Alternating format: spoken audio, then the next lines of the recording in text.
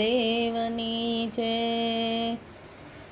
જેના સ્મરણથી આંખો ભીની થાય, જેના દર્શન માટે દિલ તલસે, એવા દાદા દાદીને યાદ કરીએ આજે આ શ્રાદ્ધની પળમાં.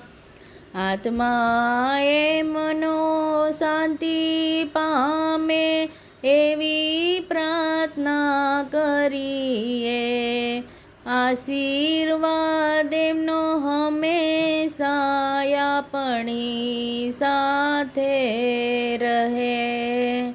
એમના પ્રેમ અને સંસ્કારોને આજે આપણે જીવંત રાખીએ.